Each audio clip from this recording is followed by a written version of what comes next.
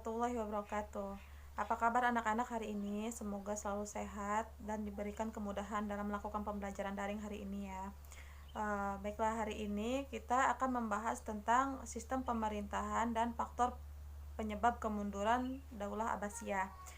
Baik, sebelumnya jangan lupa disiapkan buku catatan dan pulpennya.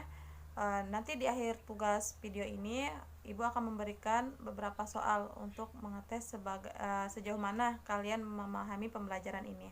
Baik, kita mulailah dengan membaca basmalah. Bismillahirrahmanirrahim. Baik, kita mulai pembelajaran hari ini. Yang pertama yaitu tentang sistem pemerintahan Daulah Abbasiyah. Dalam pimpinannya, khalifah merupakan pimpinan tertinggi pada masa Daulah Abbasiyah. Nah, dalam menjalankan pemerintahan dibentuklah Diwanul Kitabah dan dibantu beberapa sekretaris seperti sekretaris urusan persuratan, sekretaris urusan keuangan, sekretaris urusan tentara, urusan kepolisian, serta sekretaris urusan kehakiman. Nah, dalam menjalankan pemerintahan negara, wajib dibantu beberapa raisud, diantaranya yaitu Departemen Keuangan, Departemen Kehakiman, Departemen Pengawasan Usaha Negara, dan sebagainya. Dalam masalah wilayah pada masa Daulah Abbasiyah, tata usaha negara bersifat sentralisasi, disebut juga dengan istilah An-Nidamul Idaru Al-Markazi. Nah, wilayah negara ini dibagi ke dalam beberapa provinsi yang dinamakan imarat, dengan gubernurnya yang bergelar amir dan hakim. Nah, imarat pada waktu itu ada 3 macam, yaitu imarat al-istiqfa, imarat al-kasanah, dan imarat al-istilau. Nah, di sini kepada wilayah hanya diberikan hak otonomi terbatas. Yang mendapat hak otonomi penuh adalah desa yang disebut al-quro dengan kepala desa yang bergelar dengan syekh al-quryah. Nah, selanjutnya yaitu tanda kebesaran dan kehormatan. Untuk menunjukkan kebesaran khalifah ditetapkan tanda kebesaran dan lambang kehormatan. Tanda kebesaran meliputi pakaian kebesaran, cincin atau stempel, dan semacam pedang. Nah, sedangkan lambang kehormatan itu berupa al-khutbah, yaitu di mana pembacaan doa bagi khalifah dalam khutbah Jumat, serta asikah, yaitu pencantuman nama khalifah atas mata uang atau atriraj, yaitu lambang khalifah yang harus dipakai oleh tentara, polisi, dan beberapa pejabat. Nah, selanjutnya yaitu angkatan perang. Pada masa Daulah Abbasiyah, struktur kemiliteran sudah tertera di bawah Diwan Jundi, terdiri dari beberapa angkatan, yaitu angkatan darat dan angkatan laut. Nah, pada zaman Daulah Abbasiyah juga terdapat Baitul Mal. Baitul Mal berfungsi sebagai lembaga keuangan yang menopang segala kebutuhan pemerintah. Nah, Baitul Mal pada masa tersebut terbagi menjadi 3, yaitu Diwanul Khazanah yang mengurusi pembendaharaan negara, Diwanul Azawu yang mengurusi kekayaan negara dan hasil bumi, dan Diwanul Khazainu As-Silah yang mengurusi perlengkapan perang. Nah, selanjutnya yaitu kehakiman. Nah, pada masa Daulah Abbasiyah, kekuasaan politik telah mencampur urusan kehakiman. Para hakim tidak lagi beristihad dalam memutuskan perkara, tetapi mereka berpedoman saja pada kitab-kitab mazhab 4 atau mazhab-mazhab lainnya. Nah, organisasi kehakiman juga mengalami perubahan, antara lain telah dibentuk jabatan penuntut umum atau kejaksaan. Di samping telah dibentuk instansi Diwan Qadhi Qudhah.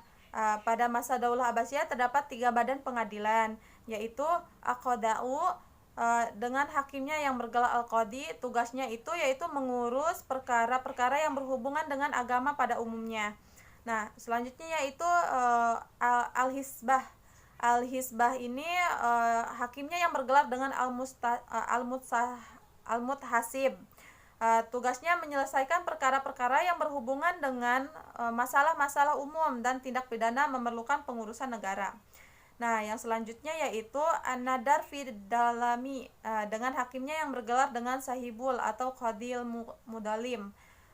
Tugasnya yaitu menyelesaikan perkara-perkara banding dari kedua pengadilan, terutama pengadilan pertama atau Al-Qadu Al-Hisbah. Nah, selanjutnya yaitu adapun faktor-faktor penyebab kemunduran Daulah Abbasiyah. tentunya banyak faktor yang dapat menyebabkan Daulah Abbasiyah ini mengalami kemunduran. Nah, di sini di samping melemahnya para pribadi khalifah itu, yaitu ada beberapa faktor yang menyebabkan kemunduran Daulah Abbasiyah. Yang pertama yaitu berasal dari faktor internal. Nah, ada beberapa faktor internal yang dapat menyebabkan kemunduran Daulah Abbasiyah. Yang pertama yaitu gaya hidup mewah di kalangan penguasa. Pencapaian luar biasa dalam bidang peradaban dan kebudayaan yang dicapai dinasti Abbasiyah pada periode pertama telah mendorong para penguasa untuk hidup mewah, bahkan cenderung glamor, membuat para penguasa banyak yang terlena dan cenderung kurang memperhatikan urusan-urusan negara. Hal ini menjadi awal mulanya melemah pemimpinan dalam pemerintahan Daulah Abbasiyah. Nah, yang kedua yaitu persaingan antar bangsa. Nah, orang-orang Persia masih merasa tidak puas atas posisi yang didapatkan dalam pemerintahan Daulah Abbasiyah. Nah, mereka pun menginginkan sebuah dinasti dengan khalifah dan pegawai dari Persia pula.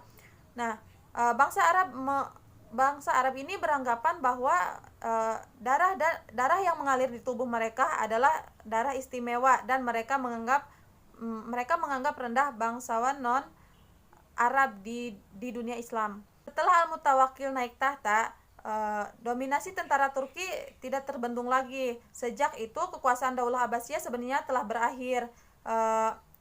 Kekuasaan berada di tangan orang Turki. Posisi ini kemudian direbut oleh Daulah Buaih, bangsa Persia pada periode ketiga, dan selanjutnya beralih kepada Daulah Saljuk pada periode keempat. Nah, selanjutnya yaitu faktor kemerosotan ekonomi. Daulah Abbasiyah mengalami kemunduran di bidang ekonomi bersamaan dengan kemunduran di bidang politik.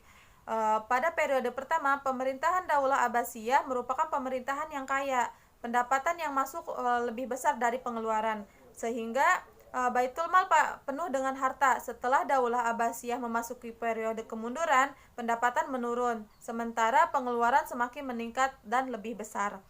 Nah, menurunnya pendapatan tersebut disebabkan oleh semakin menyempitnya wilayah kekuasaan, banyak kerusuhan dalam negeri, mengganggu perekonomian rakyat, diperingannya pajak, dan banyaknya dinasti-dinasti kecil yang memerdekakan diri dan tidak lagi membayar upeti. Nah, selanjutnya yaitu faktor konflik keagamaan. Nah, persoalan fundamental dalam kegiatan keagamaan juga ikut berperan dalam menambah beban persoalan pemerintah. Fanatisme keagamaan berkaitan erat dengan persoalan kebangsaan. Konflik yang dilatar belakangi agama tidak terbatas oleh konflik antar Muslim dan Jindik atau Ahlu Sunnah dan Syiah, tetapi juga antara aliran dalam Islam. Nah, munculnya perbedaan pendapat yang tidak diselesaikan memicu konflik yang berkepanjangan. Nah, selain faktor internal, terdapat juga faktor eksternal yang dapat menyebabkan dinasti Abbasiyah ini mengalami kemunduran. Apa saja faktor eksternalnya? Yang pertama yaitu adanya perang salib. Nah, yang berlangsung beberapa gelombang atau periode dan menelan banyak korban. Perang salib adalah perang yang dilancarkan oleh tentara-tentara Kristen dari berbagai kerajaan di Eropa, tepatnya Eropa Barat,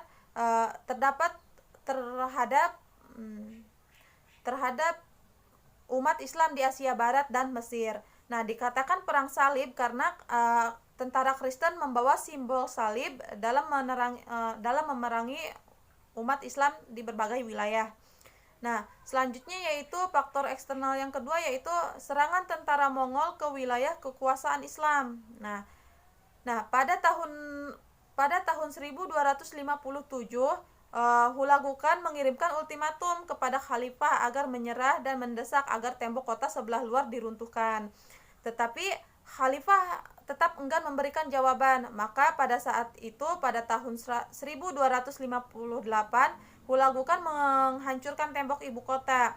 Setelah itu, Khalifah Al-Mutasim langsung menyerah dan berangkat ke tempat pasukan Mongolia. Setelah itu, para pemimpin dan fuqaha juga keluar. 10 hari kemudian mereka semua bereksekusi, dan Hulagu beserta pasukannya menghancurkan kota Baghdad dan membakarnya. Nah, terbunuhnya Khalifah Al-Mutasim telah menandai babak akhir dari kepemimpinan Daulah Abbasiyah di Baghdad. Nah, itu tentang faktor penyebab kemunduran Daulah Abbasiyah. Nah, apa sih ibrah yang dapat kita ambil dari pembelajaran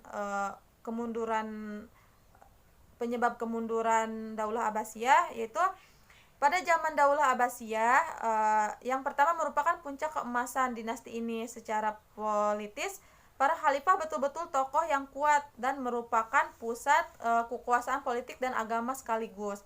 Nah, dalam masa tersebut, kemakmuran masyarakat mencapai tingkat tertinggi. Kaum muslimin mulai berhubungan dengan kebudayaan asing seperti kebudayaan Persia, Hindu, Yunani. Nah, periode ini juga berhasil menyiapkan landasan dan perkembangan filsafat. Nah, selanjutnya apa ibrah yang bisa kita ambil? Yaitu Daulah Abbasiyah dari tahun 750 sampai 1208 Masehi merupakan dinasti yang memerlukan konsep-konsep keemasan Islam dalam hal pengembangan dan ilmu pengetahuan. Nah, zaman keemasan Islam yang ditandai dengan penguasaan ilmu-ilmu pengetahuan di berbagai sektor telah membawa kemakmuran tersendiri bagi masyarakat sampai saat ini. Nah, serta kemajuan di segala bidang yang diperoleh Daulah Abbasiyah menempatkan bahwa Daulah Abbasiyah lebih baik dari daulah sebelumnya. Di samping itu, pada masa dinasti ini banyak terlahir tokoh-tokoh intelektual muslim yang sangat berpengaruh hingga saat ini. Nah, mungkin cukup sampai di sini materi pembelajaran hari ini. Ibu harap meskipun materinya sedikit bisa menyampaikan pembelajaran hari ini dengan baik. Jangan lupa jika memang ada pertanyaan boleh di forum, di grup ya, bertanya. Insya Allah Ibu akan jawab. Kurang dan lebihnya Ibu mohon maaf. Semoga materinya bermanfaat dan kita bisa mengaplikasikannya dalam kehidupan. Sekian dari Ibu. Kurang dan lebihnya mohon maaf. Wabillahi taufiq wal hidayah. Wassalamualaikum warahmatullahi wabarakatuh.